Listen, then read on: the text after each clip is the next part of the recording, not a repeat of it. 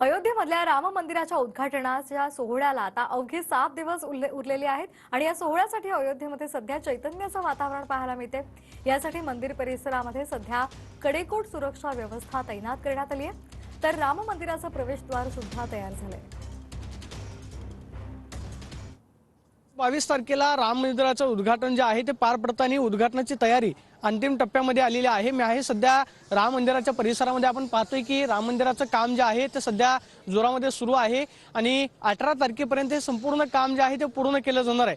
मात्र नवीन मंदिरामध्ये विधी जे आहे ते 17 तारखेपासून सुरू होणार आहेत, ज्याच्यामध्ये जुन्या मंदिरातून रामाची मूर्ती जी आहे ती नवीन मंदिरामध्ये ठेवली जाणार आहे आणि त्याच्या सगळे विधिवत कार्यक्रम जे आहे ते 17 तारखेला होणार आहेत। 17 तारखेला होमहवनाचा कार्यक्रम होईल आणि त्यानंतर 22 तारखेपर्यंत हे होमहवनाचे कार्यक्रम जे आहे ते पार पडणार आहेत। नवीन मूर्ती जी आहे ती 22 तारखेला याच नवीन मंदिरामध्ये प्रतिष्ठापित केली जाणार आहे आणि आपण पाहतोय की सकाळपासूनच रामभक्त जे आहेत ते दर्शन घेताना मोठ्या प्रमाणावरती आपल्याला पाहायला मिळत आहेत। संपूर्ण मंदिर परिसरामध्ये ही सगळी व्यवस्था जी आहे ती करण्यात आलेली आहे। आपण पाहतोय की सुरक्षा व्यवस्था सुद्धा चोख पद्धतीने आपल्याला पाहायला मिळते, कारण काही ठिकाणी धमकी ज्या आहेत त्या सुद्धा आलेल्या होत्या। त्या पार्श्वभूमीवरती आपण पाहतोय की सुरक्षा व्यवस्था जी आहे ती कडक पद्धतीने लावण्यात आलेली आहे। 25,000 जणांची व्यवस्था जी आहे ती 22 तारखेला अयोध्येमध्ये केली जाणार आहे आणि त्याची सगळी तयारी ही अयोध्येमध्ये सुरू असल्याचं आपल्याला पाहायला मिळतंय। राम मंदिराचं काम जे आहे ते अंतिम टप्प्यामध्ये सुरू आहे आणि 17 तारखेपासून विधिवत कार्यक्रमांना सुरुवात होताना आपल्याला पाहायला मिळेल।